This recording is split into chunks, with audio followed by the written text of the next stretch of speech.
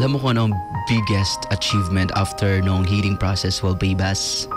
It is when naging ready ka na. Tapos nung ready ka na at sobrang mahal mo ng sarili mo, dumating yung isang tao na hindi mo inakala.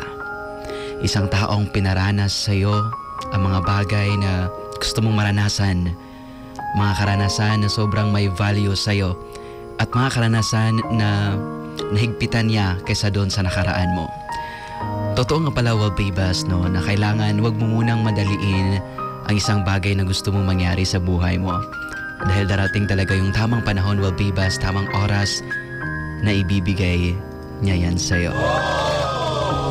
Mas mabuti siguro, well, Babas, na bibigyan mo muna ng time yung sarili mo na maging okay. Bigyan mo muna ng oras yung sarili mo na mag-heal. Bigyan mo muna ang sarili mo ng oras, well, Babas, para hanapin kung saan dapat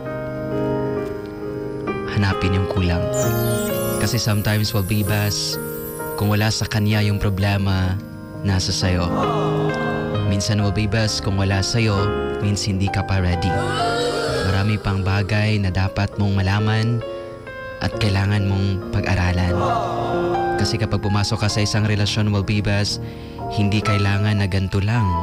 Hindi kailangan na ganyan lang. Dapat kapag pumasok ka sa isang relasyon, ready ka na. Handa ka na sa mga bagay-bagay na pwede mong maranasan. Handa ka na sa mga bagay-bagay na pwede mong maramdaman. Kasi sa isang relasyon, hindi lang naman puro saya, well, Babas. Sa isang relasyon, mararanasan mo din yung lungkot at bighati.